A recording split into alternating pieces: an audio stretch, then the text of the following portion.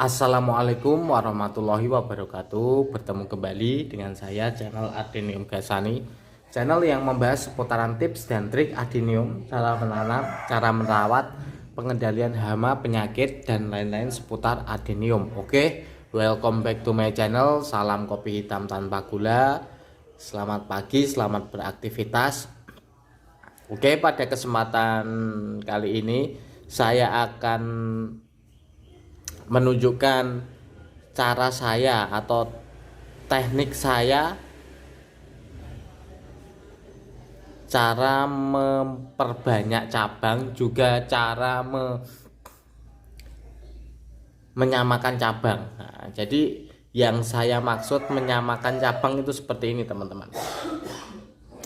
Jadi mungkin ini kan ada sebagian cabang, ada yang panjang seperti ini, kemudian ada yang masih pendek seperti ini, kecil.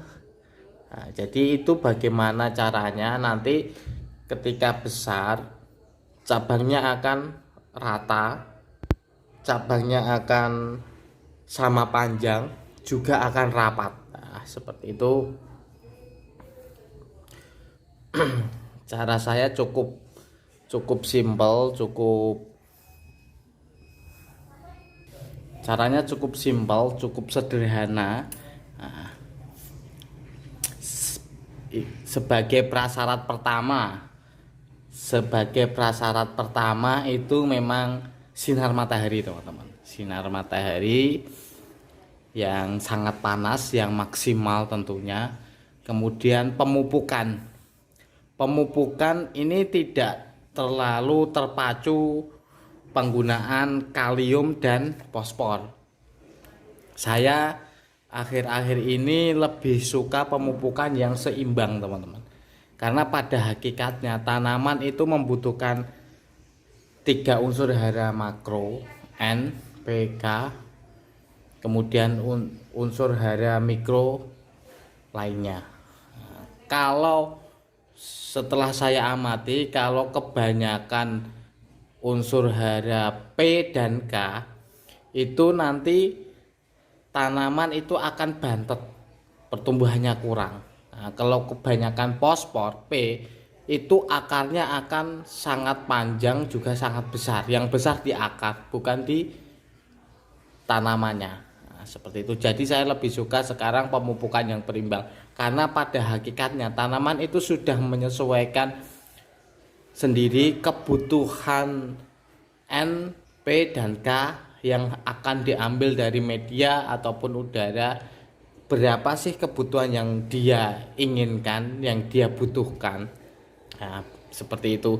Jadi saya lebih suka yang berimbang. Nah, seperti itu. Yang kedua, maaf, yang ketiga. Yang pertama sinar matahari, yang kedua pemupukan yang berimbang. Nah, kemudian yang ketiga ini hasil rekayasa saya sendiri, bukan hasil rekayasa ya, hasil pengamatan saya sendiri. Nah, ini menurut saya, jika ada teman-teman sanggahan atau teman-teman pengalaman yang lain bisa di-share juga, dibagi agar teman-teman yang lain mendapatkan ilmu yang bermanfaat, tentunya ilmu yang kompleks, yang lengkap dari berbagai sumber. Seperti itu. Kemudian ketika tanaman ini membutuhkan banyak P dan K, itu tanaman pasti akan mengambil P dan K lebih banyak daripada nitrogen. Nah, seperti itu. Jadi saya rasa tanaman ini memang butuh unsur hara makro dan mikro secara kompleks tentunya. Seperti itu. Nah, rekayasa yang saya maksud untuk memperbanyak cabang, juga menyetarakan cabang, untuk menyamakan cabang ini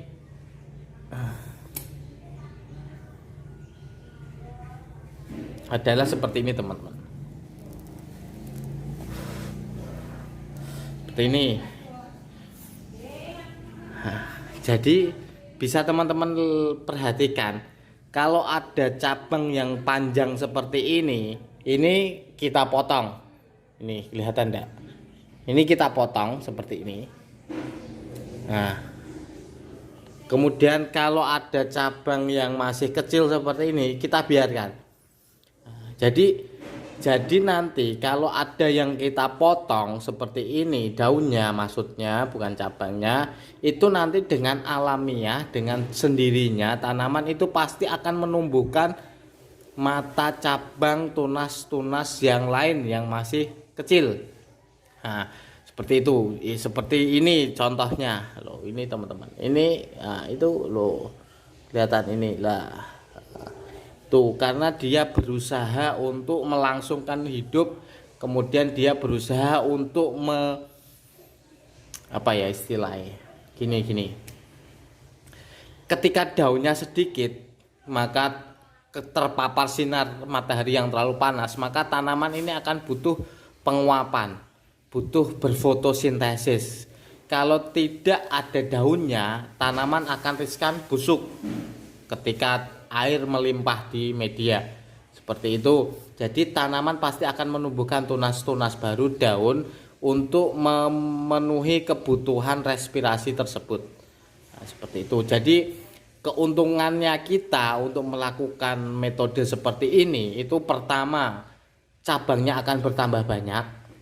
Kedua, cabangnya pun nanti akan setara teman-teman. Jadi yang kita pangkas, yang kita pangkas separuh seperti ini misalnya, itu nanti pertumbuhan cabangnya akan mandek, tidak akan memanjang, cuman tidak secepat yang ada daunnya. Coba teman-teman perhatikan sendiri pada tanamannya seperti itu. Jadi nanti cabang-cabang yang kecil seperti ini, jika daunnya masih utuh, itu maka pertumbuhan cabangnya akan cepat sehingga bisa menyusul cabang yang panjang. Seperti itulah kira-kira teman-teman gambarannya. Cukup simpel, cukup sederhana, cukup mudah dipahami, mudah dipelajari, dan mudah dimengerti. Jadi usahakan teman-teman secara naluriah mengamati tanamannya sendiri.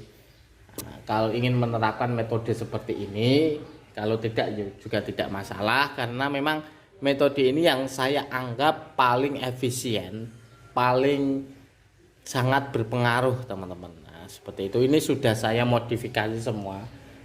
Potongnya jangan terlalu mepet. Kalau saya biasanya saya potong kisaran 40-50% saja. Nah, seperti itu.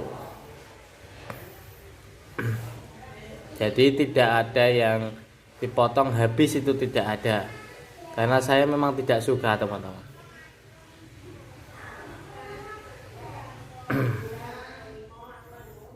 Oke, sekian dulu video pada kesempatan kali ini. Apabila ada kritik, saran, juga tambahan, silahkan ditambahkan di kolom komentar. Apabila ada masukan juga silahkan ditambahkan di kolom komentar. Untuk teman-teman yang baru belajar adenium, pemula maksudnya, silahkan perbanyak berbagai macam sumber, bukan dari saya saja, karena pada hakikatnya banyak sumber akan saling melengkapi kekurangan dan kelebihan masing-masing. Jadi jangan terlalu monoton. Seperti itu. Selamat pagi, selamat beraktivitas. Wassalamualaikum warahmatullahi wabarakatuh.